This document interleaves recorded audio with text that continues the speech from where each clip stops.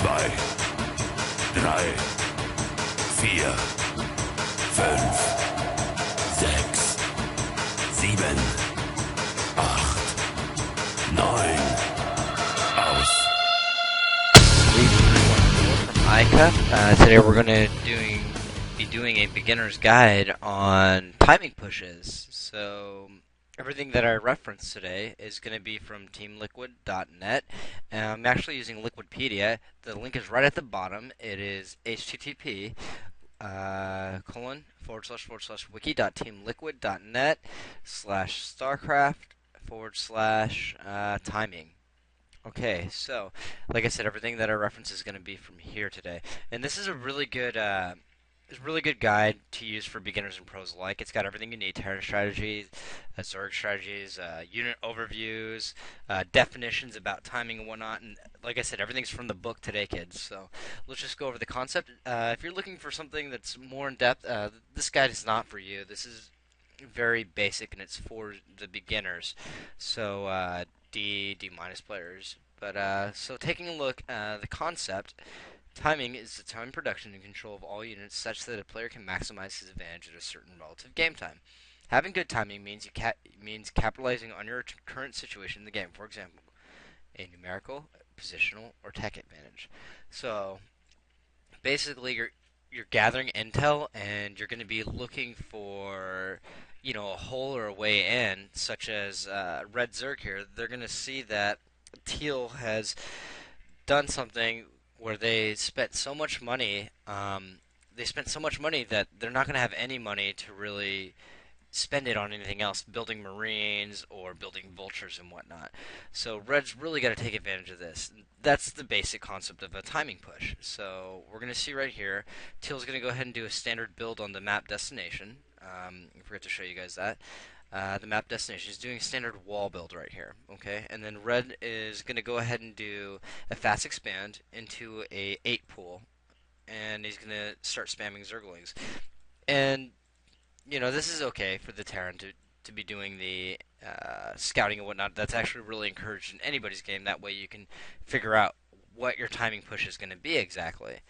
So, and the way Red Zerg is obviously going to use his Ovi right here, the Overlord, and he's going to start scouting, and he's going to see that, okay, Terran has gone for a barracks build with the wall, and then he goes straight into a factory build, which isn't bad, but this is where he gets the idea to start doing the push. Okay, and this is, again, it's a timing push. So, and Liquidpedia, it's great because you have all kinds of different other concepts here in theories, such as static defense timing, static defense buildup, attack timing, and production timing, and counter production timing. Those actually go more into depth about timing and whatnot, but it's not going to be covered in this guide here. So, Red already, he's gathering the intel, and he sees that, okay, there's a factory. So obviously their minerals came from somewhere to be spent on that. So he doesn't have money to buy marines or anything. So I'm going to go ahead and I'm going to start pushing on him because I know that, okay, he spent money building this factory and whatnot. And he sees that, okay, first I need to get rid of this SUV, and then I'm going to go ahead and start pushing. Now's the time to push because I don't see any units on the ground. I obviously have a numerical advantage on Terran because I have more Zerglings. So all I have to do is lean on this guy, and eventually he's going to topple. Alright, so now we see that the factory comes up. Okay, and a very standard thing to do is to build a vulture right off the bat. And we got one marine and an additional marine coming out. And we got 1, 2, 3, 4, 5, 6, 7, 8, 9, 10, 11, 12. I think that's 12 Zerglings coming over. So this is where the idea of a time to push comes into play, because like we said before, is that we know that he spent the money right here building this thing, okay? Building the factory. So now's the time to push because you know he spent all the money. Alright, so now we see Red Zerg going ahead knocking on the door. He's going to actually break it down. And this was 3 minutes ago that we made this decision, 2 minutes ago or something, that okay, now's the time to push because he doesn't have the money. And in direct effect, he didn't have the money, so he couldn't buy more vultures, he didn't buy any more marines.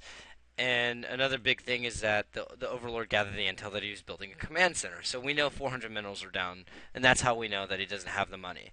And so that's why we did the time push. And this is a very basic attack time to push. So he goes ahead and he pushes on it, and now you see that his supply is down to 24 out of 18. And he's going to go ahead and work on the other one, and a good thing is to spread out the units. Okay, so he's taking care of the Marine. He's going to work down that supply depot, and he goes ahead and he, scares off the Vulture or whatever. So now he's down to what? 23 out of 10. He's using 23, but he only has room for 10 supply. And the big problem here is that Teal is not being flexible. Teal's not. He's going on. He's got a really robotic build where it's like, okay, I'm not going to be flexible. I see that I'm getting attacked, but I'm not doing anything about it. I'm just going to go ahead and not cancel this building that I built. So that was a huge problem on Teal's part. But that's basic time push, people. Is you gather the intel, you see that he spent the money on something, or that he's working towards another build, and you push on it.